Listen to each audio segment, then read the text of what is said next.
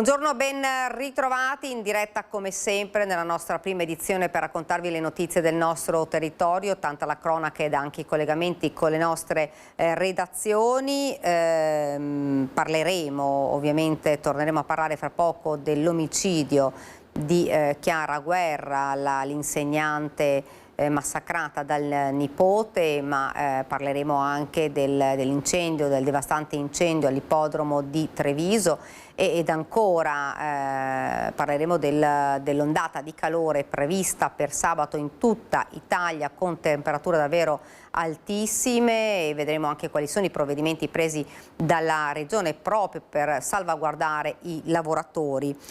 Ed ora, come vi dicevo, andiamo subito a parlare a San Stino di Livenza per parlare del massacro, la zia uccisa dal nipote 17enne dopo l'ispezione cadaverica. Si aggiunge orrore ad orrore, attesa per oggi la convalida del fermo.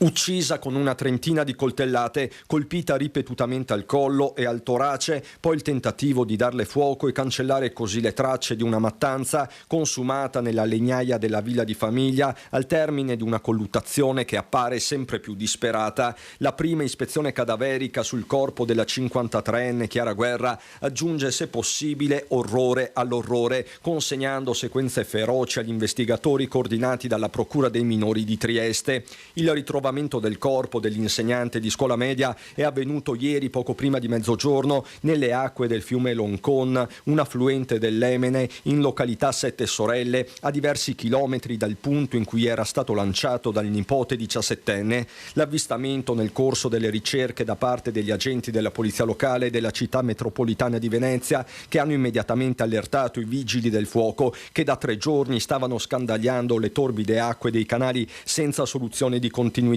Anche con elicottero e droni sono stati proprio i pompieri a procedere al recupero del corpo contenuto in parte in un sacco. La ricognizione cadaverica è stata eseguita dal medico legale Antonello Cirnelli con il supporto delle forze dell'ordine. Dalle prime verifiche all'obitorio di Portogruaro il corpo della vittima risultava alterato sia dalla permanenza in acqua per alcuni giorni sia dalle ustioni compatibili con un tentativo di combustione successivo all'aggressione. Un dettaglio shock: l'arma del delitto non è invece ancora stata ritrovata. Il giovane, nel corso della confessione ai carabinieri di sabato notte, avrebbe dichiarato di averla gettata nel torrente Malgher insieme al cellulare della vittima. Il ritrovamento del corpo è un punto fermo, il primo utile per ricostruire la dinamica e trovare riscontro alle parole del 17enne, attualmente sottoposto a fermo in una struttura del Trevigiano. Quanto al movente, il giovane, che compierà 18 anni fra 2 mesi, ha parlato di un rimprovero della zia come causa scatenante della sua furia omicida. Sullo sfondo quel clima familiare esacerbato per la gestione del ricco patrimonio dei nonni del ragazzo e genitori della vittima, entrambi ospiti di una struttura per anziani. Al momento si attende la convalida del fermo, l'accusa resta quella di omicidio volontario e occultamento di cadavere. Si devono anche sciogliere i nodi relativi al trasporto del cadavere dalla villa di via Fratelli Cervi al canale Malgher, diverse centinaia di metri percorsi con la donna caricata su una carriola e coperta da un enorme telo, e questo giovedì in pieno giorno in una via secondaria ma comunque abitata. Da un lato le indagini, dall'altro le inquietudini di un'intera comunità, con il comune di San Stino che ha attivato con l'ULSS 4 una task force psicologica per sostenere principalmente gli alunni e i colleghi di Chiara in questi giorni impegnati con gli esami e gli scrutini di terza media, un vuoto tra i banchi che resta carico di dolore e tante, troppe domande. Ed ora ci spostiamo a Treviso, ancora a cronaca, parliamo del devastante incendio avvenuto all'ippodromo. 6 cavalli sono morti nel rogo, danni ingentissimi. Ci racconta tutto la nostra Marta Zatta, che si trova lì sul posto assieme alla Nicoletta Rizzetto per la parte tecnica. Marta, buongiorno. Sì, buongiorno Daniela, buongiorno ai nostri telespettatori. Esatto, siamo di nuovo qui il giorno dopo la tragedia dove hanno perso la vita appunto 6 cavalli. Siamo all'ippodromo Sant'Artemio e appunto in compagnia del direttore Stefano Bovio, che tra l'altro, ironia della sorte ma neanche tanto ironia, tra poco, proprio lunedì, sarebbe andato in pensione. Insomma, questa tragedia proprio dopo 40 anni di lavoro, insomma, una vera e propria tragedia, sia appunto per la struttura che, lo abbiamo visto, ve lo facciamo vedere nelle immagini, è collassata perché appunto a causa del rogo che è divampato veramente in pochissimo tempo, la struttura in legno è andata completamente a fuoco, e anche la perdita, insomma, di questi 6 puledri. Sì, la ricostruzione è questa, è successo tutto di una velocità pazzesca, perché noi alle 4 abbiamo ricevuto, io ero nell'ufficio di qua dove mi vedete adesso, abbiamo ricevuto l'avviso da chi stava nell'ufficio più vicino al posto dell'incendio, che ha detto c'è fuoco, c'è fumo. Nel giro di 2 minuti già 2 nostri funzionari dell'ippodromo erano lì presenti con gli estintori, hanno scaricato 3 estintori di roba, ma il fumo era troppo invasivo e hanno dovuto desistere, anche perché diventava pericoloso e nocivo per la salute, hanno dovuto indietreggiare. Dopo 6 minuti erano già qua i vigili del fuoco, a cui va tutto il nostro ringraziamento, con 3 automezzi, hanno scaricato i 3 ettolitri di acqua, in 20 minuti era tutto finito. Ovviamente era impossibile avvicinarsi alle porte perché il fumo usciva da tutte le parti, ma gli animali già non li si sentiva più muovere, quindi probabilmente l'intossicazione è stata la prima causa, l'asfissia più che non il rogo, ecco. Parlando anche prima, lei mi diceva che secondo lei la colpa di tutto questo rogo non è data a un cortocircuito elettrico, come insomma si dice. Io non lo so e non posso dare certezze, stiamo facendo ricostruzioni, sono stati stamattina una squadra dei vigili del fuoco, hanno analizzato tutto quello che si poteva analizzare. Io dico solo questo, in tutto quel reparto la corrente è rimasta attiva, cioè dopo aver tentato lo spegnimento con gli estintori sono stati i miei funzionari che hanno scollegato la corrente degli uffici per evitare guai peggiori. Quindi la corrente non era saltata, quindi se fosse partito da un cortocircuito di quel quadro elettrico lì, che comunque dice il gestore dei cavalli aveva disattivato, lo ha detto lui, lo prendiamo come dichiarazione perché noi non abbiamo verificato, lui dice lo avevo disattivato. Se fosse partito un cortocircuito da là sarebbe rimasta interdetta tutta l'area, cosa che non è successa. Quindi io mi riservo, mi rimetto alle valutazioni di chi è più esperto di me, però qualche dubbio sul cortocircuito lasciatemelo avere. Ecco sì, appunto ora saranno i carabinieri, i vigili del fuoco a fare tutte le verifiche del caso. Nel frattempo bisogna fare anche un bilancio di tutti i danni. So che è troppo presto, ma una stima secondo lei? Ma credo che solo lo smaltimento della carcassa, da quello che ho capito perché ne abbiamo già parlato, saremo sull'ordine dei 60-70 mila euro solo lo smaltimento. Poi ci sono gli animali che vanno valutati, sono stati tutti riconosciuti perché i microchip erano leggibili, quindi l'ASL è in grado di ricostruire esattamente chi sono gli animali, quindi possono essere stimati, e poi c'è il valore di ricostruzione, quindi il danno supera di molto le centinaia di migliaia di euro. E anche detto basta strutture in legno. Assolutamente, a questo punto valuteremo anche col comune che è l'ente proprietario, perché quelli in realtà, questi box di legno erano dei box supplementari, diciamo così, provvisori. Adesso valuteremo se ricostruirli o farne senza, ma in ogni caso non più di legno assolutamente. Io ringrazio Stefano Bovio, direttore dell'ippodromo, immagino anche siano momenti veramente molto difficili e anche molto impegnato. Nel frattempo dall'ippodromo di Sant'Artemio è tutto, la linea può tornare allo studio.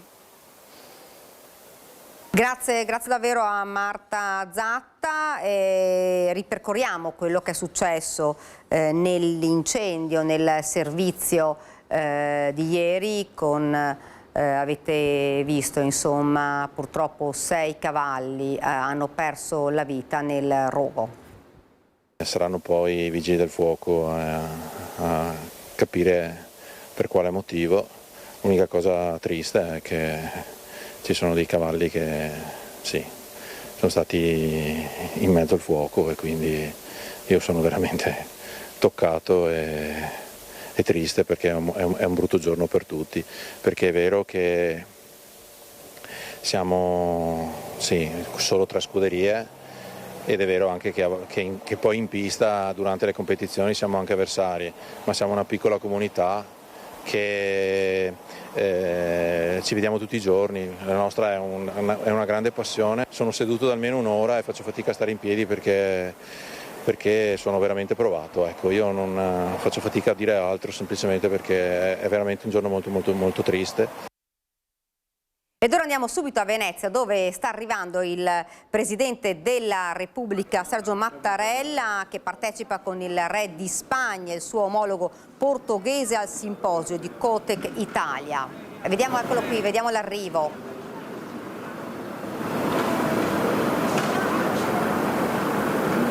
Vedete i saluti, il Presidente della Regione, il Presidente della Regione Alberto Stefani, il Sindaco di Venezia Simone Venturini.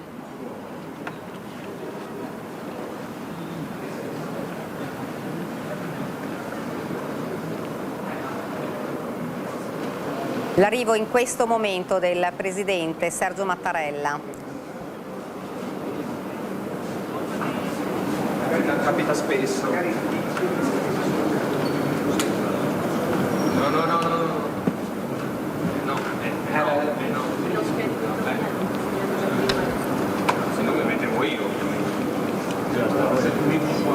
Vedete i saluti con le varie istituzioni e poi, come vi dicevo, parteciperà al simposio Cotec Italia con il Re di Spagna e il suo omologo portoghese. Dunque lo vedete, sta entrando. Noi poi ovviamente ci collegheremo con Venezia per sentire le parole del Presidente della Repubblica Sergio Mattarella. Però prima continuiamo con la cronaca e ci spostiamo immediatamente nel Trevigiano, a Castelfranco Veneto, dove purtroppo non ce l'ha fatta il ristoratore titolare, che era stato travolto da un'auto. Ce ne parla la nostra Vanessa Banzato. Vanessa, buongiorno, a te la linea. Buongiorno a te Daniela, a tutte le persone che ci stanno seguendo da casa. No, non ce l'ha fatta purtroppo Khalid El Kaboubi, il 57enne che gestiva questo ristorante di kebab, oggi chiuso per lutto. Con me Youssef Sebi, che ben conosceva il 57enne, che domenica sera è stato travolto da un'auto mentre stava attraversando a piedi sulle strisce pedonali. È stato sbalzato a diversi metri di distanza, un impatto tremendo. Le sue condizioni erano subito parse gravissime. Era stato portato con l'eliambulanza al Cafoncello di Treviso, dove proprio ieri sera il suo cuore ha smesso di battere. Lascia una moglie e un ragazzino di 9 anni, una persona splendida.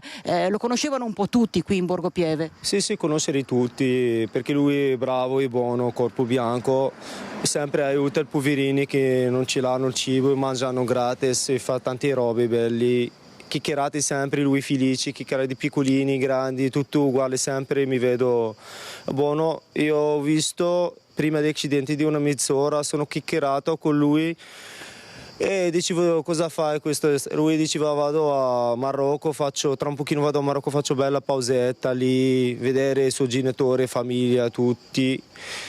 Una mezz'ora, ho sentito il mio collega, dicevo: vieni tuo amico, già ha fatto accidente, è venuto. Prima di arrivata l'ambulanza, 1 minuto, ho visto lui a terra, sangue. Non mi credo, giuro, 2 volte che dicevo che mio amico, che non è lui diceva no, sì, un grande shock. Lascia un grande vuoto perché tutti lo conoscevano qui. Sì, tutti conoscevano, lui da tanti anni che sei qui. Una buona persona, brava persona, mi ripeto, tutti conoscono, piccolini e grandi, perché una mentalità aperta, chiacchierava di tutti. Mi dispiace tanto per lasciare un bambino piccolo di 14 anni, sì, dispiace. Adesso stasera tra l'altro vi troverete come amici, come familiari, tutti a casa, per stare proprio stretti attorno alla moglie e al figlio? Sì, stasera tutti vanno con sua famiglia, mi dispiace tanto per loro. Una vicenda davvero che ha scosso non soltanto Borgo Pieve ma in realtà tutta la città, perché Khalid El Gaboubi era molto conosciuto e ben voluto e sentito. Tra l'altro tutte le persone, Daniela, che passano e si fermano davanti al negozio e davvero esprimono proprio dolore per la perdita di questo uomo. E tra l'altro si va ad allungare la lista delle persone che sono morte dall'inizio dell'anno proprio sulle nostre strade, una lunga scia di sangue sulle nostre strade, soprattutto le strade della Marca, nel giro di pochissimi mesi. Per il momento da Castelfranco Veneto è tutto. Daniela, ti ricevo la linea. Grazie davvero a Vanessa Banzato. Purtroppo l'ennesima tragedia, avete visto, della strada. Ed ora ci spostiamo invece ci spostiamo subito a Vicenza, perché lo vedo già sullo schermo, il nostro Daniele Garbin, per una maxi operazione, un sequestro di droga. Daniele, buongiorno.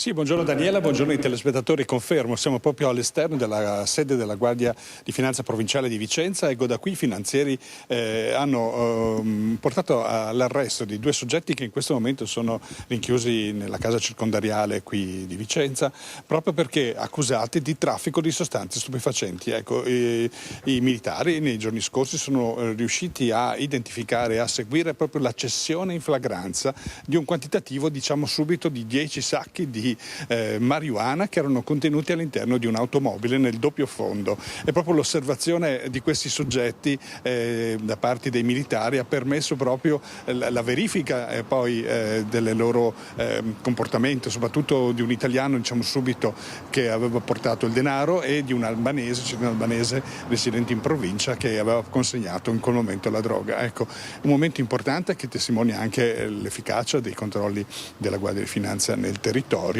e che in questo momento ha permesso di stroncare questo traffico. Diciamo che c'erano anche elementi indiziari per fare delle verifiche nelle abitazioni di questi soggetti. Anche questo ha permesso poi il sequestro di ulteriori dosi di cocaina e di denaro contante. Ecco, ma tutti i dettagli li abbiamo raccolti in un servizio, e a questo punto vi lascerei l'ultima parola al servizio, e al termine la linea può tornare allo studio.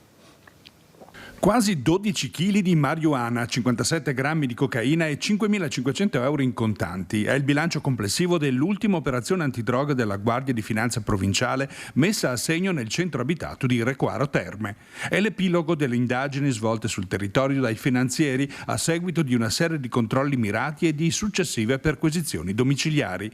L'operazione ha avuto inizio con l'osservazione durante i controlli serali del comportamento sospetto di un vicentino 65enne che era salito a bordo di una vettura condotta da un cittadino albanese di 25 anni residente in provincia. L'italiano stringeva nelle mani una considerevole somma di denaro contante. L'incontro era avvenuto proprio in centro a Recoaro. Circostanze che hanno convinto i militari ad intervenire immediatamente. Celati all'interno di un sottofondo della vettura, le fiamme gialle hanno rinvenuto 10 sacchi contenenti la marijuana. Successive perquisizioni domiciliari hanno permesso di rivenire anche le dosi di cocaina e ulteriori somme di denaro ritenute frutto di spaccio di droga.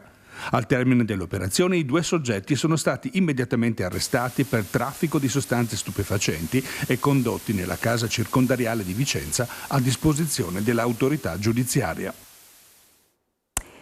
Ed ora invece ci spostiamo a Pordenone, dove c'è stata l'ennesima rissa fra giovanissimi. Ne abbiamo parlato anche nelle scorse edizioni, un fenomeno che continua ad essere presente nel cuore di Pordenone, proprio a confine con il Trevigiano, con la provincia di Treviso. Noi sentiamo il nostro Federico De Ros.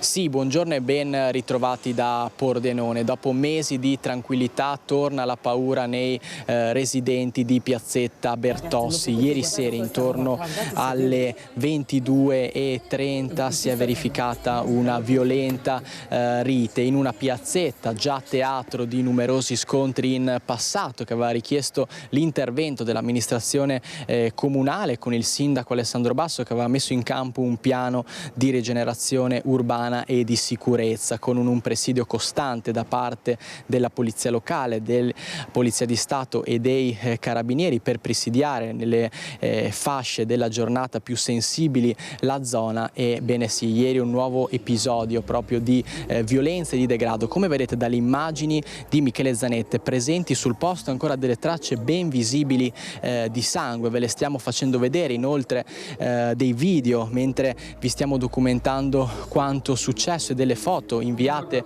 da alcuni residenti alla nostra emittente ieri sera e questa mattina a evidenziare la violenza. Presente sul posto questa mattina la Polizia di Stato assieme alla Polizia Locale per i rilievi. Da quanto ha preso sul posto parlando poco fa prima di venire in diretta è stata, e anche e soprattutto con le forze dell'ordine che ci hanno confermato quanto raccontato, è stata una lite molto violenta, una lite a colpi di bottiglia. I residenti si sono alzati dal letto e dal divano sentendo urla e sentendo i cocci di bottiglia proprio spaccarsi e rompersi al suolo. Infatti, se magari ci spostiamo leggermente, sappiamo che non vogliamo intralciare tutti i rilievi che stanno facendo le forze dell'ordine, vediamo in lontananza ancora dello Scottex con del sangue e dei cocci di bottiglia presente sul posto. Ad affrontarsi sono stati due giovani di nazionalità straniera, un 24enne e un 23enne, che hanno riportato ferite davvero su tutto il corpo. E ovviamente i residenti, preoccupati e sentendo queste urla davvero molto forti, vedendo con i propri occhi la violenza dalle finestre, dai terrazzini, hanno allertato subito il 112, precipitati sul posto con due ambulanze, un'automedica, due squadre dei carabinieri e la Polizia di Stato. Uno in particolare, il 23enne, quello che ha riportato le ferite più gravi ed è in prognosi riservata, però tutti e due sono stati trasportati in ospedale per tutte le ferite che si sono provocate. Una persona tra l'altro ha opposto anche un po' di resistenza con gli operatori sanitari del 118, come state vedendo dalle immagini inviate da un telespettatore, perché non sembrerebbe che non volesse essere portato proprio in pronto soccorso in ospedale. Abbiamo parlato poco fa anche con attività commerciali di Piazzetta Bertossi, che ricordiamolo è a 2 passi dal salotto buono della città, ovvero piazza 20 settembre, che ci dicono e ci raccontano effettivamente 2 mesi di tranquillità con il presidio, va via il presidio e gli episodi di violenza ritornano in centro città. I residenti con i quali abbiamo parlato sono davvero esausti, stufi. Questa mattina sono scesi dalla propria abitazione, hanno trovato scie di sangue e ovunque. Non è davvero un bel vedere proprio a 2 passi dal salotto buono della città. Quindi, ricapitolando, 2 persone rimaste ferite, un 24enne e un 23enne di nazionalità straniera, che hanno creato davvero il panico e scompiglio ieri sera, risvegliando i residenti tra cocci di bottiglia rotti, sangue sparso ovunque e una maxi squadra di soccorsi e forze dell'ordine arrivate sul posto per sedare questa violenta lite. Seguiranno ulteriori aggiornamenti questa sera, vediamo che continuano nel frattempo le operazioni da parte della Polizia di Stato e della Polizia locale. Vediamo che stanno anche in questi istanti con l'ausilio di una macchina fotografica immortalando quanto è successo, facendo tutti i rilievi del caso. Per il momento da Pordenone è tutto, a te in studio. Bene, grazie davvero a Federico De Rosso, e noi rimaniamo per un momento in Friuli Venezia Giulia, perché un uomo di 41 anni è rimasto seriamente ferito mentre stava dando da mangiare ad un vitello. L'incidente all'interno di un piccolo appezzamento di proprietà nella zona di Cividale del Friuli. Per causa in corso di accertamento da parte dei carabinieri, l'animale all'improvviso con un colpo ha incornato l'uomo. Subito soccorso, è stato trasportato con l'elicottero all'ospedale di Udine e, seppur con una ferita grave, non sarebbe in pericolo di vita. Ed ora torniamo nel Veneto, andiamo a parlare ancora purtroppo dell'ennesimo incidente avvenuto sul monte Pasubio con l'alpinista 50enne che è precipitato nel vuoto, grave in rianimazione dopo la tragedia della morte di 2 giovani. Si riaccende dunque il dibattito sulla pericolosità delle vie del massiccio. È ricoverato in gravi condizioni in rianimazione all'ospedale San Bortolo di Vicenza l'alpinista 50enne di Mirano Venezia, precipitato dopo le 13 dal Monte Cornetto nella catena del Sengio Alto delle Piccole Dolomiti. È caduto nel vuoto per 15 metri mentre si trovava incordata con un compagno sullo spigolo Noaro. È stato trasportato in codice rosso con l'eliambulanza di Verona per i politraumatismi riportati. La prognosi è riservata. Questi incidenti possono capitare anche a alpinisti esperti. C'è sempre un margine di rischio che chi va in montagna deve accettare per forza. Parlo di fatalità perché il tempo era buono, le condizioni meteo quindi consentivano, anche se con l'aumento della temperatura ci sono le nuvole, quindi la visibilità cala, ma questo fa parte del gioco delle Piccole Dolomiti. Un incidente è avvenuto sempre a Valle del Pasubio, poco lontano dal luogo della tragedia, dove 48 ore prima hanno trovato la morte Sofia Dalle Nogare e Giosuè Baldissera. La via che possiamo vedere anche qui rappresentata col schizzo di colore arancione è considerata tra le più sicure del massiccio e ripeto, la consideriamo una tragica fatalità quella che ha colpito i 2 giovani. Stavano facendo la boschetta di Zaltron e probabilmente avevano superato questo traverso, probabilmente sono caduti in questa zona. Il ripetersi di questi eventi riporta drammaticamente d'attualità la pericolosità delle vie alpinistiche del massiccio, che richiedono particolari attenzioni anche ai più esperti. Chi passa dalla falesia all'ambiente di montagna, che noi chiamiamo ambiente di avventura, non è solo un problema di grado, il grado è un elemento da considerare, ma bisogna anche considerare dove passano le vie, la capacità di individuare la chiodatura, il fatto di tastare la roccia, perché come sappiamo nelle Piccole Dolomiti non sempre è solida e quindi bisogna tastare e muoversi con prudenza. Le esequie dei 2 giovani alpinisti morti sul Pasubio si celebreranno giovedì. Domani a Schio al mattino confermato il funerale per Sofia Dalle Nogare, a Vicenza nel pomeriggio invece la cerimonia di commiato per Giosuè Baldissera. Giosuè darà la sua ultima festa giovedì prossimo alle 17 a casa sua. Così recita l'epigrafe affissa nel quartiere Laghetto, anche davanti all'abitazione di Giosuè Baldissera, l'alpinista 26enne trevigiano di Borso del Grappa, deceduto con l'amica Sofia Dalle Nogare, precipitando dal Soglio d'Uderle sul Monte Pasubio. Il giovane viveva vicino ai genitori in un appartamento ricavato in questo rustico di proprietà della famiglia. Nessuno qui oggi ha voluto esprimere i propri sentimenti, rimandando a giovedì l'invito agli amici, ai colleghi vigili del fuoco di Vicenza e Asiago e a chiunque gli volesse bene. Lo stesso giorno delle esequie di Sofia fissate al mattino nel Duomo di Schio, ancora una volta insieme, come quando la montagna ha avuto l'ultima parola su di loro. Sì, è proprio così, la montagna è l'ultima parola, non personificherei troppo la montagna perché siamo noi che andiamo a frequentarla ed è un ambiente che ci insegna e ci dà molto. Purtroppo a volte ci dovremo scontrare con queste realtà che sono veramente difficili da comprendere. Noi saremo presenti con una piccola delegazione del soccorso alpino di Schio proprio per essere vicini anche in questo frangente alla famiglia e a loro stessi, insomma, ad accompagnarli.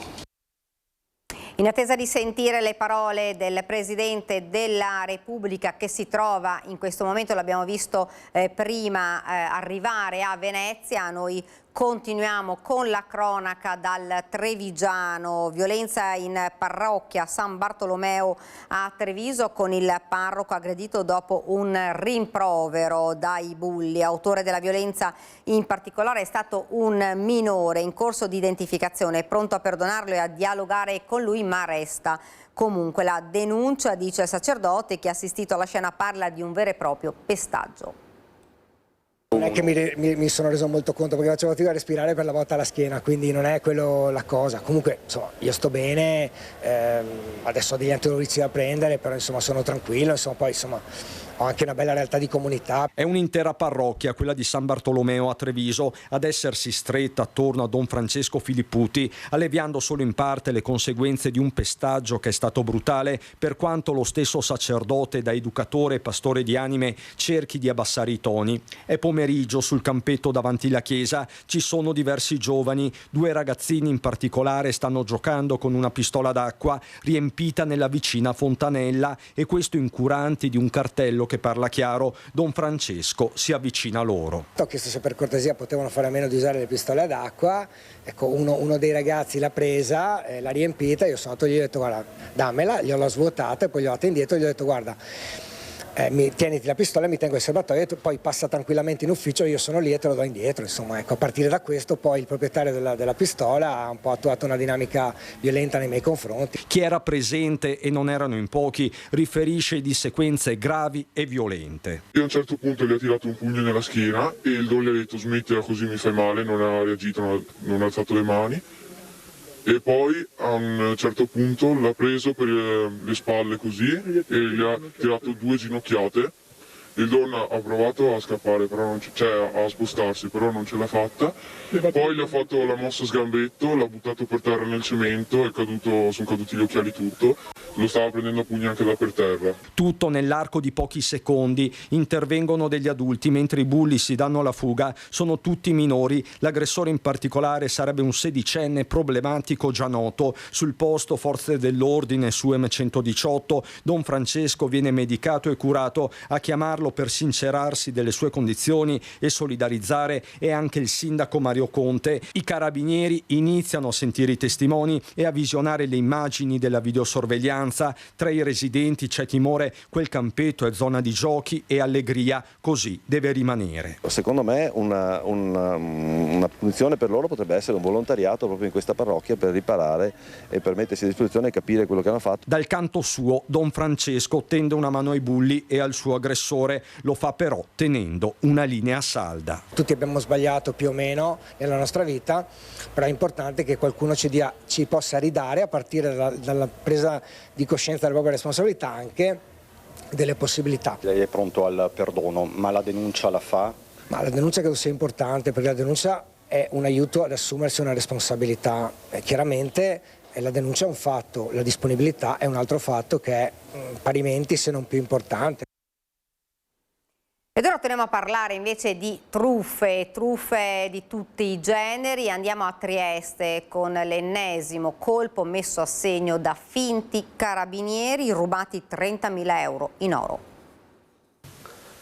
La banda dei finti carabinieri ha colpito ancora, stavolta il bottino è eccellente, 30.000 euro in oro, ennesima truffa messa a segno a Trieste nel tardo pomeriggio di ieri, vittima una donna anziana che risiede in via Lucio Vero. Il modus operandi dei malintenzionati è sempre lo stesso. 2 uomini si sono presentati a casa della vittima, una donna non vedente. Di nuovo la tecnica della finta rapina. I sedicenti militari dell'Arma si sono fatti consegnare tutti i preziosi con la scusa di doverli comparare con quelli della finta rapina. Ottenuti i gioielli, i malviventi si sono dileguati. L'anziana donna ha sporto denuncia alla Polizia di Stato. Ma neanche 20 minuti prima c'era stato un altro tentativo di truffa, sempre ai danni di un'anziana, in via Verga. In quel frangente, però, la vittima designata si è accorta che qualcosa non andava e ha negato l'ingresso in casa ai malintenzionati. Sorge il sospetto che si tratti delle stesse persone che invece poi hanno messo a segno il colpo in via Lucio Vero. Anche in questo caso è intervenuta la Polizia di Stato.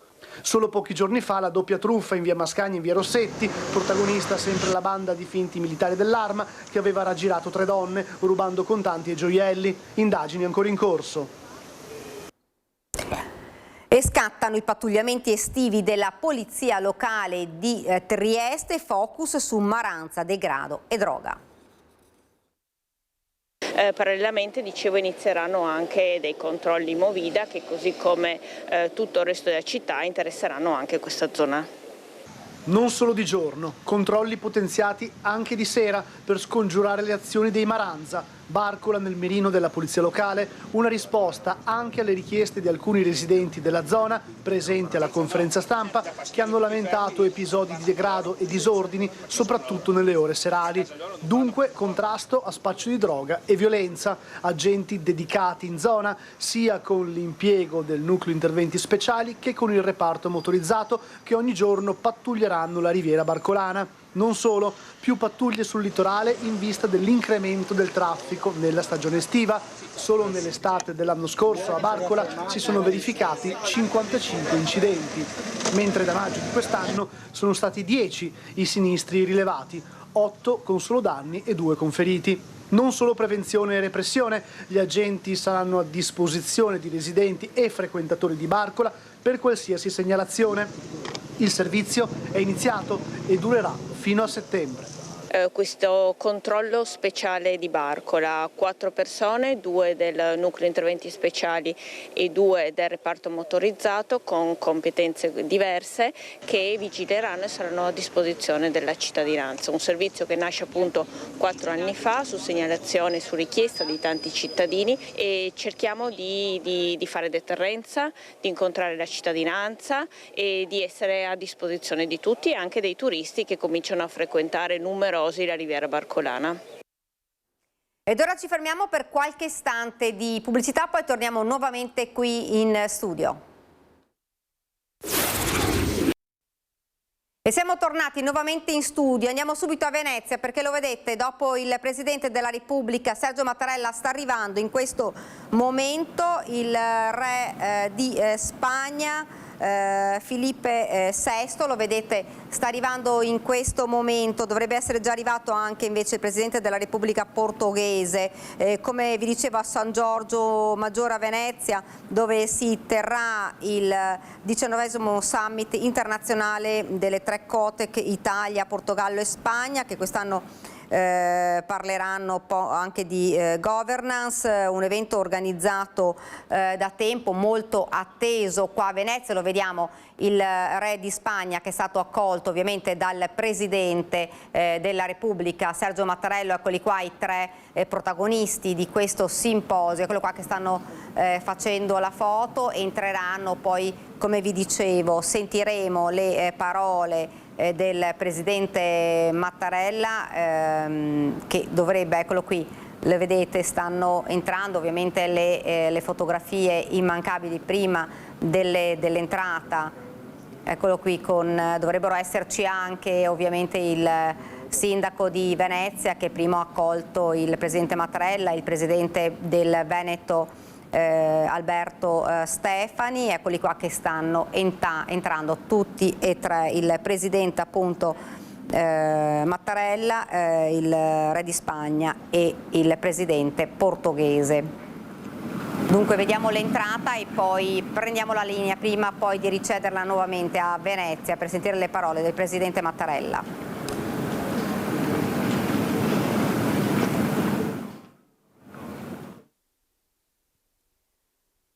Bene, abbiamo ripreso la linea, noi continuiamo a parlare non di cronaca, questa volta di maturità perché manca davvero poco agli esami di maturità, poi torneremo ovviamente a Venezia appena sentiremo il Presidente, le prime parole del Presidente Mattarella. Intanto vediamo il servizio a Padova perché c'è il conto alla rovescia per la partenza della maturità 2026.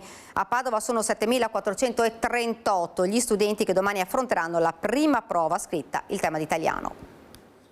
7 tracce, 2 analisi del testo, tema letterario tipologia A, 3 di testo argomentativo tipologia B, 2 di attualità tipologia C. È iniziato il conto alla rovescia per i 7.438 studenti padovani che domani siederanno nelle scuole per la prima prova scritta, l'antico tema di italiano della maturità 2026. 185 le commissioni impegnate con la solita caccia alla sostituzione dell'ultima ora, 369 le classi che saranno occupate occupate da studenti e docenti, 4 più il presidente, i commissari, 2 interni, 3 esterni, contando il presidente appunto. In queste ore impazza il Toto Traccia. Verga, Pascoli, D'Annunzio, ma anche Pirandello nel centenario di Uno Nessuno e 100.000, ma anche Ungaretti o Marinetti nei 150 anni del futurismo e poi Montale. Per il testo argomentativo, gli 80 anni dal referendum e dal suffragio universale o i 40 di Chernobyl e poi gli 800 anni dalla morte di San Francesco o i 40 dal maxi processo di Palermo. Per l'attualità l'intelligenza artificiale o i 25 anni dall'11 settembre. Carta d'identità, vocabolario e penna alla mano, ma anche bottiglie d'acqua. Domani sono infatti previsti 34 gradi in città. Vediamo solo un attimo le immagini qui a Venezia, tutti in piedi, ovviamente stanno per entrare il presidente Mattarella e il re di Spagna e il presidente portoghese. Dovrebbe essere una questione davvero di minuti, dovrebbero entrare fra poco per prendere la parola e ancora qualche minuto e dare il via a questo simposio. Vediamo se aspettiamo magari ancora qualche istante per vedere l'entrata del Presidente della Repubblica. Intanto continuiamo a parlare invece di un altro tema importante che riguarda insomma davvero tutto il Veneto, riguarda l'Electrolux. Dopo la sospensione del piano di licenziamenti si respira una fiducia moderata, i sindacati però rimangono in attesa. L'attenzione sul futuro di Electrolux rimane massima. Dopo il sospiro di sollievo per la decisione di sospendere i licenziamenti, 50 giorni di attesa rimangono comunque una spada di Damocle sulla testa dei lavoratori. Fiducia moderata dei sindacati che attendono il prossimo tavolo. Soddisfatto per il risultato raggiunto invece il ministro Urso. Su Electrolux non è una tregua armata, ma un nuovo inizio, un confronto nel merito per giungere ad una soluzione condivisa, quella degli investimenti per il rilancio produttivo degli stabilimenti italiani, nella consapevolezza che nel contempo dobbiamo raggiungere obiettivi in Europa. Ed intanto il ministro ha già fissato una nuova riunione per il 21 luglio. Rincara la dose il presidente Stefani, che senza mezzi termini dice: sappiamo benissimo che Electrolux ha avuto anche dei finanziamenti di carattere statale e su questo ovviamente credo sia anche doveroso che un'azienda che ha ricevuto dei finanziamenti dia un ritorno al territorio. Quando si parla di sostenibilità se ne parla sempre dal punto di vista ambientale. Io vorrei ricordare che esiste anche una sostenibilità di carattere territoriale, lavoro, territorio, famiglie, sociale. Questo aspetto, ha concluso, deve essere considerato soprattutto quando si parla di una grande impresa. Una cauta soddisfazione da parte invece dei sindacati. È evidente che per noi non basteranno solo le buone intenzioni, abbiamo la necessità di capire se davvero si vuole continuare sul taglio lineare del costo del lavoro o se invece si vuole avviare un confronto che porti a un rilancio dei siti produttivi, ma soprattutto che affronti il tema della crisi dell'elettrodomestico in questo Paese. È del tutto evidente che un importante stabilimento così, un importante per la ricaduta che può essere anche per il Veneto, perché Susegana è altamente innovativo, una dismissione di Electrolux non è inaccettabile. Speriamo insomma che le trattative vadano su una buona strada. Fiduciosi ma non troppo, quindi? Non ho ancora elementi per capire se siamo fiduciosi o no. Al momento tutte le cose dicono che non va bene la situazione, dunque bisognerà prendere proprio in mano con forza per evitare che ci sia la catastrofe del sistema industriale di questo Paese e dell'elettrodomestico in particolare. Ed ora torniamo subito a Venezia, dove per noi sul posto è il nostro Lorenzo Maier. Lorenzo, buongiorno. Buongiorno Daniela, buongiorno dalla Fondazione Cini, qui dall'isola di San Giorgio Maggiore, insieme a Simone Mello che sta curando la parte tecnica.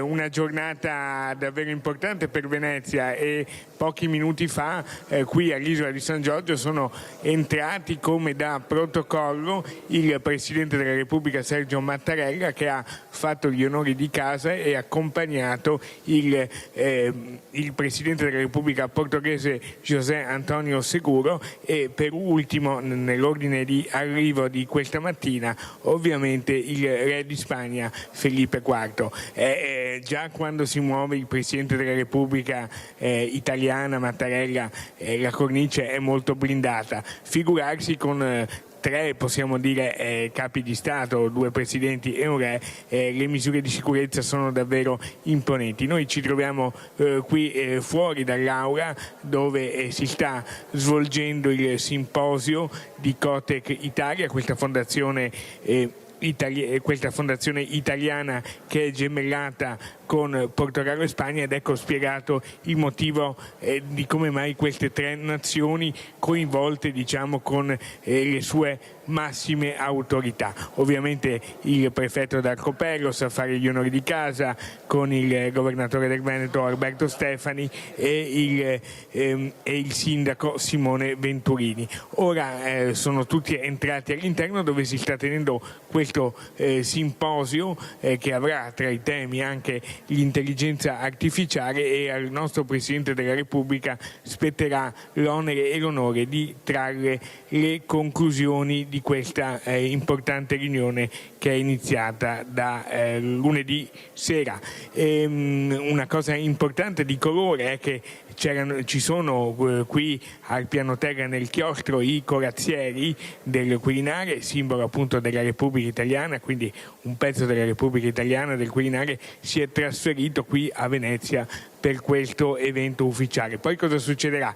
Il Presidente della Repubblica ha invitato in un pranzo riservato i suoi ospiti qui alla Fondazione Cini, poi intorno alle 15 ci sarà il saluto delle autorità ai 3 presidenti nel chiostro della Basilica di San Giorgio Maggiore, quindi una cornice davvero stupenda. Dopodiché intorno alle 15, questo prevede la scaletta, gli ospiti partiranno qui dall'isola di San Giorgio, avranno un momento di pausa nel pomeriggio, il Capo dello Stato ha già preso alloggio all'Hotel Gritti come avevamo annunciato nelle scorse ore, e l'attesa poi sarà tutta per intorno alle 17-17:30, quando questi 3 ospiti principali con il Capo dello Stato sono attesi a San Marco, prima a Palazzo Ducale, poi faranno una visita privata all'interno della Basilica Cattedrale di San Marco. Quindi intorno alle 17-17:30 forse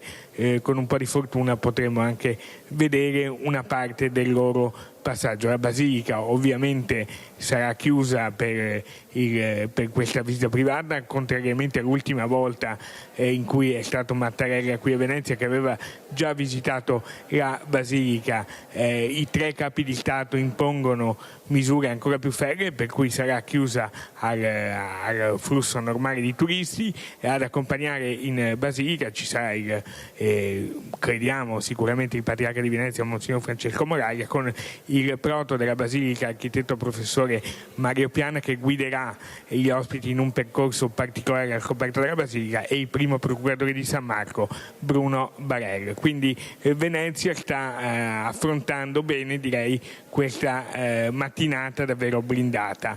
Daniela, se non hai domande dallo studio ti restituiremo la linea. Grazie davvero a Lorenzo Maier e Simone Merlo per la parte tecnica. Andiamo invece a sentire l'inno nazionale e l'inizio dei lavori.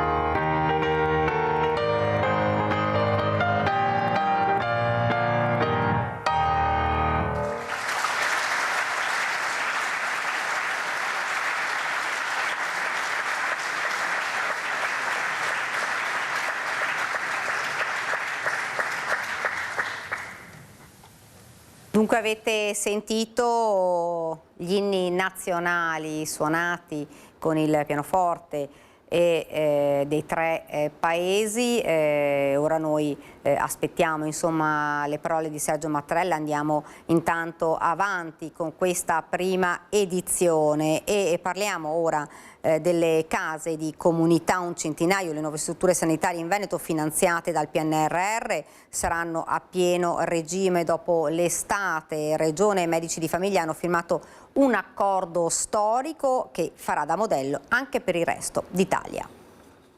I medici di medicina generale entrano anche nelle case di comunità. Le 102 nuove strutture sanitarie presenti in Veneto non corrono più il rischio dunque di essere scatole quasi vuote. L'accordo firmato dalla Regione e dai sindacati prevede la presenza dei medici di famiglia, oggi organizzati nelle aggregazioni funzionali territoriali, secondo una turnazione che copra la fascia oraria dalle 8 alle 20 dal lunedì al venerdì. È un accordo che è nato in condivisione e quindi abbiamo costruito un percorso che ci ha permesso volta per volta di lavorare appunto a dei punti fondamentali.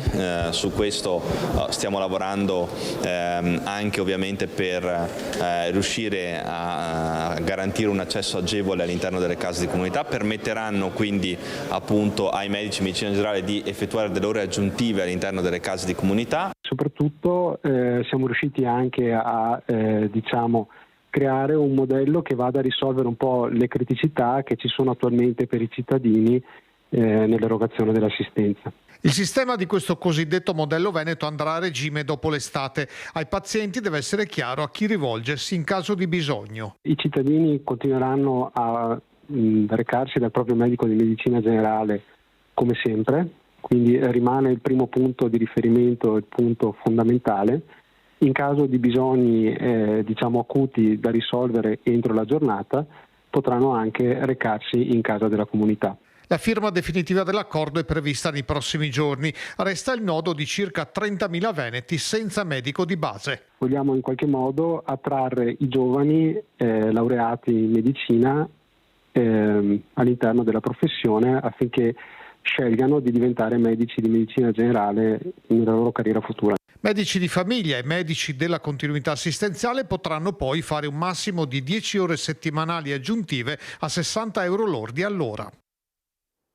Ed ora, come avevamo detto prima, in arrivo temperature alte, il gran caldo in tutta l'Italia già da sabato e la Regione Veneto ha emanato un'ordinanza urgente per proteggere i lavoratori esposti alle alte temperature e alla radiazione solare durante l'estate e in prevenzione dell'ondata di calore che colpirà la nostra regione. Il provvedimento, valido da ieri fino ad agosto, e vieta il lavoro all'aperto dalle 12:30 alle 16 nel settore agricolo, florovivaistico e edile nelle cave e nelle giornate a rischio elevato. L'ordinanza si applica nei casi in cui, nonostante l'adozione delle misure di prevenzione previste dalla normativa vigente e dalle linee guida regionali, permangono rischi rilevanti per la salute dei lavoratori derivanti dall'esposizione al calore. E continuiamo, parliamo di imparare a governare i cambiamenti e le difficoltà negli uffici pubblici del Veneto. Dall'ambiente all'intelligenza artificiale nasce il nuovo polo di formazione per la pubblica amministrazione regionale, tema centrale degli insegnamenti, la tutela e la conservazione dei beni culturali. Siglato il protocollo d'intesa per il nuovo polo formativo territoriale della Scuola Nazionale dell'Amministrazione. I poli formativi sono degli hub che erogano attività formative per i dipendenti pubblici e lo fanno in collaborazione con le realtà del territorio, università, associazioni di categoria, scuole e imprese. A ogni polo regionale è assegnato un tema specifico per il territorio in cui si situa. Per Venezia sarà la valorizzazione del patrimonio storico e artistico. Venezia è veramente un laboratorio straordinario nel quale noi pensiamo che la formazione dei nostri dirigenti possa trovare una multidisciplinarietà incredibile, perché si tratterà non soltanto di parlare della tutela classica del patrimonio, ma anche di come renderlo fruibile per coloro che ne vogliono godere, come renderlo compatibile con i numeri di un turismo estremamente numeroso, come renderlo compatibile con fenomeni atmosferici o situazioni logistiche come quelle di Venezia. All'incontro a Palazzo Grandi Stazioni tutti i rettori delle 4 università venete e il ministro della pubblica amministrazione Paolo Zangrillo, che insieme al presidente Alberto Stefani hanno inaugurato la nascita dell'8° polo di formazione in Italia. Il nodo dell'incontro, il personale. Entro 5 anni un dipendente pubblico su 4 andrà in pensione. Al ministro il punto sulla situazione della pubblica amministrazione in Italia. La pubblica amministrazione italiana tra il 23 e il 25 ha assunto 641.000 persone e il 60% di queste hanno meno di 40 anni, quindi è tornata attrattiva. Per 18 anni la curva dei dipendenti della pubblica amministrazione è andata in discesa. L'età media è cresciuta fino a 52 anni, negli ultimi 3 anni abbiamo assunto 641.000 persone, abbiamo invertito la rotta, abbiamo abbassato l'età media di 4 anni. Il polo nasce per permettere di costruire una base di addetti alla pubblica amministrazione di qualità che contribuisca a mantenere i bilanci sostenibili e raggiungere risultati adeguandosi al meglio ai cambiamenti in atto dall'ambiente all'intelligenza artificiale. Maurizio Cattelan torna a Padova con il progetto di farla diventare capitale dell'arte contemporanea 2028. C'è anche lui che con la Città del Santo ha sempre avuto un rapporto difficile nel comitato scientifico che guiderà la candidatura. Padova si candida a capitale dell'arte contemporanea d'Italia 2028 e lo fa col suo figlio il prodigo Maurizio Cattelan, che ha lasciato la città negli anni '80 per diventare poi una star internazionale e che ora farà parte della direzione artistica. Io credo che Cattelan abbia percepito il clima mutato. Pensate, no? A quello che si sta facendo. Lui è venuto al Castello Carrarese, l'ha molto colpito, è andato in università, ha visitato l'Altino, ha visitato la Fondazione Peruzzo, cioè ha percepito che questa città è attraversata da segnali di mutamento, di metamorfosi. Nello stile provocatorio dell'artista di origine padovana, il titolo della candidatura è Ancora imparo, esercizi di dissidenza, un titolo che evoca anche un rapporto di dialogo con l'università. Il terreno padovano, l'università, il comune, le libertà civiche e anche la presenza di intellettuali come Pietro D'Abano, Galileo, Pomponazzi, che hanno rotto i dogmi, hanno cambiato paradigmi, hanno rotto l'idea dogmatica e hanno coltivato il dubbio. Ecco, Cattelan si muove dentro quelle coordinate. La città si trasformerà in un grande museo accogliendo in più sedi collezioni d'arte contemporanea. Intervenire su più sedi sia nel centro storico che nella cerchia diciamo più periferica, quindi Palazzo Re la Ragione, l'Orto Botanico, il Castello Carrarese che per l'epoca sarà aperto e poi le fondazioni che stanno sostenendo appunto il progetto. Ora bisognerà aspettare ottobre quando il Ministero della Cultura comunicherà le 5 città finaliste, tra cui verrà scelta la vincitrice del 2028. Il riconoscimento è stato istituito da quest'anno e le città che l'hanno vinto sono Gibellina in Sicilia e Alba in Piemonte. L'esperienza della Urbs Picta è stata importante, gioco di squadra, dossier di qualità, bene, anche la candidatura di Padova, capitale italiana dell'arte contemporanea 2028, si è avvalso del medesimo formato, un gioco di squadra dalla diocesi all'università, alle fondamentali fondazioni private, a tutte le realtà che a vario titolo producono o diffondono cultura.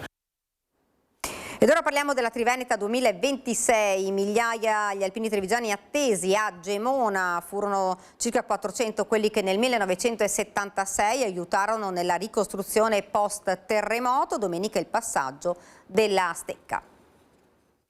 Per noi Gemona costituisce un momento particolare non solo come raggruppamento e evento alpino, ma perché in sera chiude anche 50 anni da quel terribile momento del terremoto 76, dove l'organizzazione ANA ha potuto portare in quelle zone 10 cantieri.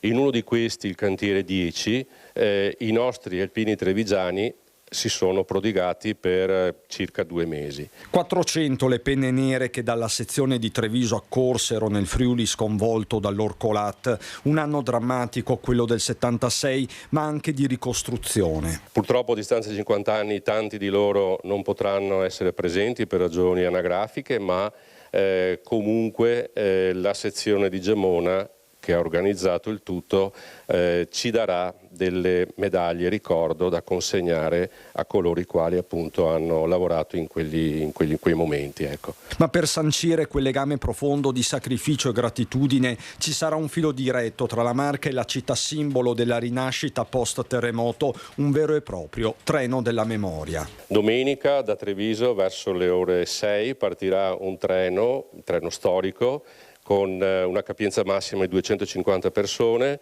e che raggiungerà Gemona verso le 8:30. Chiaramente il treno poi consentirà il ritorno a Treviso a partire dalle 17. È un treno messo a disposizione, organizzato sempre dalla sezione ANA di Gemona, gratuito.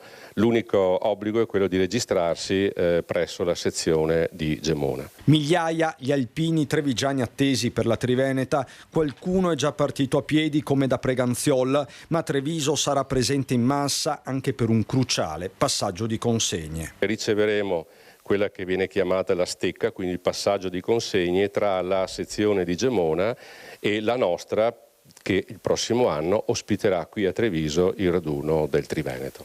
Per la quale state già lavorando, perché non può che essere così. Assolutamente, so già un paio d'anni che lavoriamo in questo senso.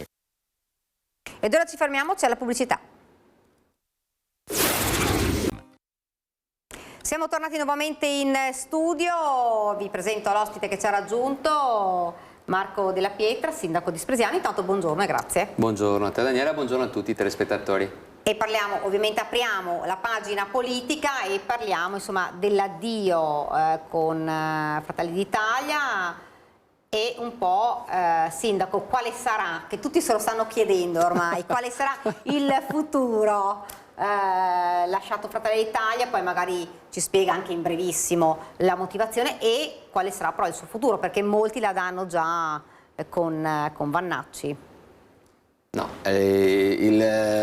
Molti possono scrivere quello che vogliono, ne ho lette di ogni in questo periodo qua e francamente non capisco neanche in base a quali ragionamenti già mi si accosti.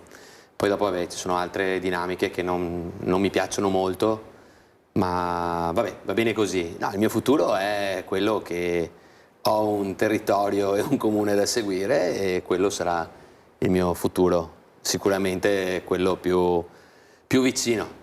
Poi dopo non lo so, parlare di addio è una parola forte, ci siamo lasciati, ho preso una decisione. È una sospensione? No, non è una sospensione, però guarda, se serve a far incompattare il partito sono solo contento, cioè se serviva che Della Pietra uscisse mi fa piacere, perché vedo che c'è un po' si stanno un po' stringendo le fila, però ecco ci sono delle cose a livello provinciale che devono cambiare, o meglio, che dovrebbero cambiare secondo la mia opinione, poi dopo ci mancherebbe altro, io non sono assolutamente nessuno, poi dopo magari c'è qualcuno che dice che ho ricevuto tanto dal partito, credo di avere anche dato tanto, per cui sì, non sono nemmeno il feticcio da mostrare quando è ora e poi da bastonare quando invece l'ora cambia. Ci sono delle dinamiche che secondo me non fanno bene al partito. Ciò nonostante io credo che Giorgia Meloni sia un faro, credo che sia la donna giusta per far crescere l'Italia. Ecco, da lì a dire che le dinamiche in provincia di Treviso siano corrette, ho le mie perplessità, attenzione, non sto mica dicendo di avere la verità in tasca. Dopo 7 anni probabilmente era giusto che ci fosse questo passaggio, però ripeto, non c'è nulla di politico, neanche di personale, è proprio un discorso magari di ambiente. Ecco. Ma sindaco, è un momento di riflessione oppure lei magari si sposta, come è stato scritto, insomma, perché la domanda è: andrà o meno già quando uno fa la domanda e dice quale sarà il tuo futuro, sembra quasi la parola futuro adesso bisogna stare attenti a come la si usa. Assolutamente. No, ma allora, guardate ragazzi, poi dopo quando uno dice di no, poi allora io oggi come oggi sono davvero senza obiettivi politici da questo punto di vista. Non nego che sono stato chiamato da diverse parti, però non è questo. Io un partito avevo, era Fratelli d'Italia. Poi dopo aspetta, quelli che hanno detto che sono ex diverse volte, lì sarebbe da aprire un libro, ma non ho neanche voglia perché è tempo perso e sarebbe quasi dar vinta, no, a certi personaggi, dar la vinta a certi personaggi. Però ecco, il mio non è stato un lasciare perché ho già qualcosa, perché ho bisogno del careghe. Anche questo ho letto. Oggi uno mi ha scritto pagliaccio sotto un post. Non ho neanche voglia di denunciare, perché certa gente, cosa vuoi? Ho avuto esponenti che erano vicini fino all'altro giorno darmi del traditore, del caregaro, quando penso di essere l'unico nella storia d'Italia ad aver mollato tutto quello che poteva essere collegato al partito. Adesso c'è qualcuno che dice devi lasciare anche il sindaco. Adesso vabbè, avrò un confronto con la mia squadra, vedo la mia squadra cosa dice. Io se la mia squadra mi dice molla il sindaco, io mollo anche quello. Mi pare francamente un po' fuorviante questo tipo di interpretazione, un'interpretazione fantasiosa. Però io avevo un incarico col senatore De Carlo da qualche mese in Senato, un incarico retribuito che ho rimesso al senatore. Avevo un incarico non retribuito del Centro Studi Amministrativi della Marca Trevigiana che credo di aver portato avanti in maniera egregia in questi anni, ma che ho rimesso comunque al mio CDA e anche all'Assemblea, perché non voglio neanche che poi dopo si dica Della Pietra è quello che ha avuto. Io ripeto, sicuramente ho avuto, poi saranno affari miei se ho avuto più o meno di quello ma che poi non è neanche un discorso di uno non è che combatta per qualcosa o si leghi a qualcosa perché deve avere. Io sono profondamente legato al territorio, a me interessa amministrare, credo di aver dimostrato di essere un buon amministratore, sicuramente ho tanto da imparare anch'io, però a me quello interessa, a me delle stupidatine da chat non me ne frega niente. E allora se poi dopo ci si riduce alle stupidatine da chat, allora rischiamo davvero di perdere quella che è la strada maestra. Ecco, e quindi insomma la cosa è che per il momento nessun accostamento, nessun avvicinamento a nessun altro partito. No, qua poi dopo si parla perché ci sarà una cena col generale Vannacci, fatalità Aspresiano. Questo potrebbe essere. Perché dopo tutto accade. Ma il segreto di Pulcinella lo sa il mondo. Che viene fatta ma non è che l'abbia organizzata io la cena a Spresiano, quindi sembra quasi che sia, non so neanche se ci andrò, se mi inviteranno. È evidente che il sindaco dove lo invitano va e non è che però anche se dovessi andare alla cena non vuol dire che ho fatto la tessera di Futuro Nazionale, ci mancherebbe altro. È un discorso proprio così, forse sono capitate certe cose in un momento in cui era meglio se non capitassero. Ecco, sì, sindaco, io le chiedo questo allora, dopo cedo un attimo la linea alla nostra Marta Zatta perché c'è stato un incidente mortale nel territorio di Zero Branco. Sindaco, insomma, non c'è per il momento un avvicinamento a Futuro Nazionale? O ci sta pensando? Ma no, sono proprio in maniera assolutamente tranquilla. Io te lo ripeto, per me il faro si chiama Giorgia Meloni. Io mi auguro che lei rimanga a lungo Presidente del Consiglio e questo è poco ma sicuro. Futuro Nazionale è sicuramente una realtà, è sicuramente un movimento che sta facendo discutere ma che sta anche crescendo e credo che malgrado qualche uscita non propriamente condivisibile da parte mia, però credo che ci siano anche dei valori sotto e quindi ci mancherebbe altro. È evidente che però è un partito di destra, non si può prescindere secondo me dal confluire nel centrodestra, cioè mi sembra tanto strano. È vero che è molto più radicale, no? come approccio, però è anche vero che quello è l'alveo, quello è il posto di questo partito, per cui insomma io mi auguro che ci sia un'apertura da entrambe le parti il mio buon maestro Luca De Carlo diceva che fare politica è l'arte della mediazione, credo che insomma anche in questo caso qua bisognerebbe mediare un po'. Io magari sono il meno indicato, ecco, a mediare. Se ci fossero degli assetti diversi all'interno del provinciale di Fratelli d'Italia, se dovesse cambiare qualcosa, lei allora, potrebbe ripensare? Ma non è un discorso di ripensarci, ma guarda, io ho parlato con i vertici, malgrado qualcuno, poi dopo sono divertenti anche le chat che si sono mosse in sti giorni qua, vabbè, lasciamo stare, però ho parlato anche con i vertici, cioè, ma tutto è possibile, nessuno dice niente, però in questo momento qua francamente non credo che sia neanche il momento corretto per dire è chiaro, fa male, cioè, se dicessi che sono felice vi direi una bugia, sono 7 anni importanti, c'è stata la partita alle regionali, poi anche là, ecco, se fossi stato eletto alle regionali avrebbe cambiato qualcosa, in realtà probabilmente sarebbe cambiato il partito a livello provinciale se fossi stato eletto alle regionali, quindi sì, non l'avrei lasciato perché magari avrei avuto più peso in un determinato ecco, modo di costruire il partito, probabilmente sì, non lo so, però ecco, fare questo tipo di dietrologia mi sembra veramente squallido, e il fatto che ci sia tanta gente che lo fa dimostra che c'è poco da fare quando dicono non vado a votare per questo motivo, non vai a votare perché tu sei la ragione di questo motivo, per cui bisognerebbe che tutti si facessero un attimino un esame di coscienza e prima di puntare il dito su chi fa delle scelte anche sofferte e a ragion veduta magari stesse un attimo zitto, perché poi dopo anche chi le fa queste scelte qua potrebbe anche, ecco, riversare addosso lo shitstorm che magari gli è arrivato, ecco. Sindaco, le chiedo solo un attimo perché vedo sullo schermo la nostra Marta Zatta, incidente mortale a Zero Branco. Marta, te la linea?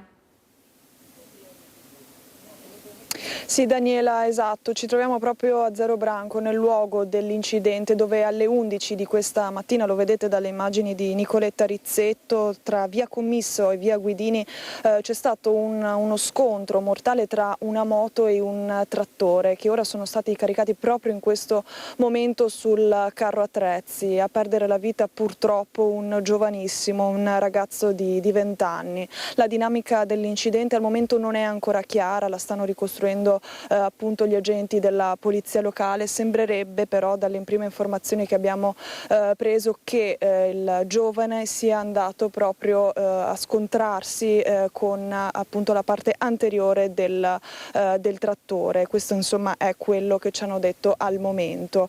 Purtroppo l'ennesimo incidente mortale, purtroppo ancora una giovane vita spezzata troppo presto. Sul posto era intervenuta anche l'ambulanza con i sanitari del SUEM 118, ma purtroppo per il giovane non c'era già più nulla da fare. Per il momento queste sono le prime informazioni, tutte ovviamente gli aggiornamenti nelle edizioni serali del nostro telegiornale. Daniela, di nuovo a te la linea. Grazie davvero a Marta Zatta. Purtroppo dobbiamo registrare un altro incidente stradale ed un'altra giovanissima vittima. Noi torniamo invece a parlare di politica. Sindaco, dunque la cosa che più le ha dato fastidio sono stati comunque tutti i commenti, tutto quello che è stato scritto. Fastidio, fa parte del gioco. Fa parte del gioco. Ci mancherebbe altro, però ecco. Però fa un po' rabbia. Fa rabbia fin là, anche quello, a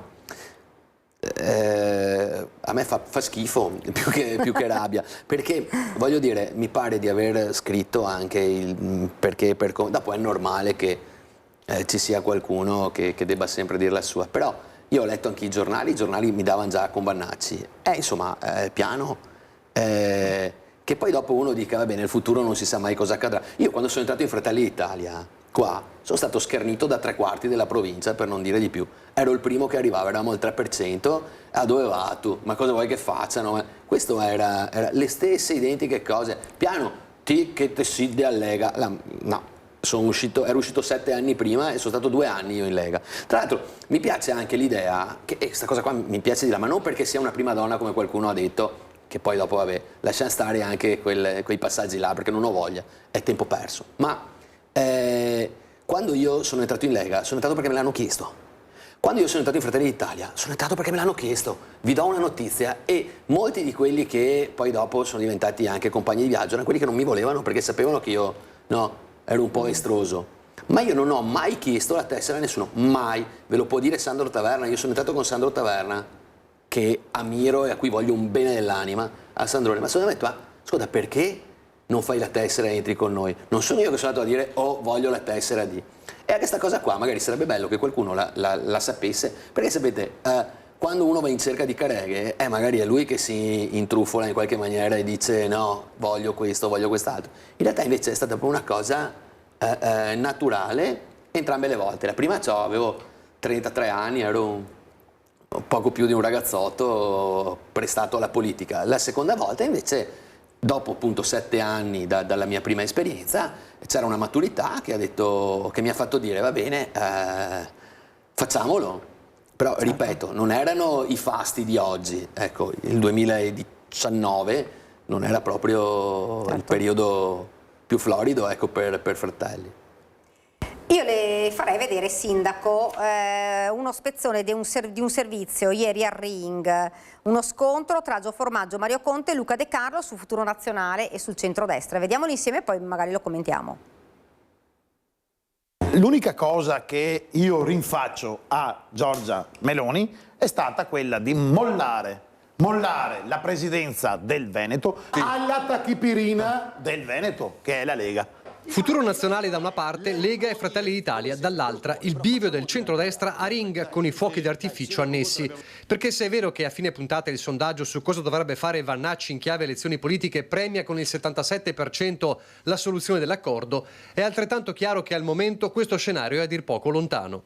Certo, la politica è l'arte dell'impossibile, ma in Veneto i futuristi hanno forse ancora di più il dente avvelenato e l'ex meloniano Gio Formaggio fa esplodere tutto il suo malessere contro i mai tollerati alleati. La Lega è la rovina. Facciamo finire Veneto. il sindaco, chiaro. Ve l'ho sempre detto, concetto chiarissimo. E ho sempre votato contro a tutto quello che volevate fare. I veneti hanno votato per la Lega alle regionali, se non te lo capire, e non hanno votato te, per esempio. I veneti hanno votato per la Lega. Ma evidentemente non rappresenti il pensiero dei veneti, può starci, rappresenti il tuo pensiero e dei tuoi 8.000 elettori. Vedremo. No, l'abbiamo già visto. E la madre di tutti i mali sta nelle regionali 2025, aver ceduto la presidenza della regione alla Lega quando Fratelli d'Italia era in rampa di lancio. Per questo il bersaglio è anche l'ex collega di partito ed ex coordinatore regionale Luca De Carlo, costretto a suo tempo a fare un passo indietro, una generosità che ha pesato ma che il senatore alla fine rivendica replicando a Formaggio. Il mio amico Joe capirà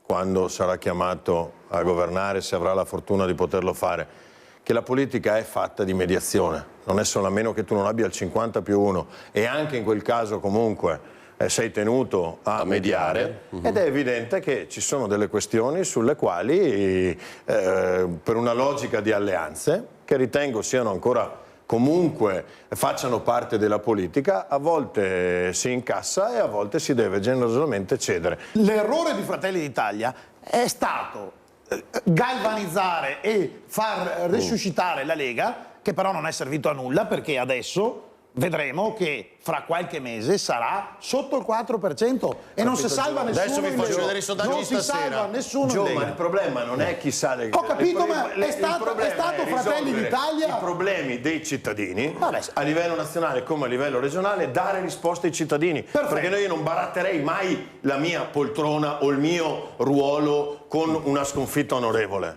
Resta uno stallo evidente, al di là dei rancori, anche su alcuni temi in agenda, e le parole del generale sul femminicidio che non esiste, difese dai futuristi, aprono un altro solco chiaro. Per come ti conosco io, tu non credi veramente a quello che stai dicendo? Io continuerò a scendere in piazza per sensibilizzare contro i femminicidi, cioè io lo dico chiaramente, tra tante cose che ha detto, alcune possono essere condivisibili, alcune meno, quella sui femminicidi è una cazzata enorme che generale.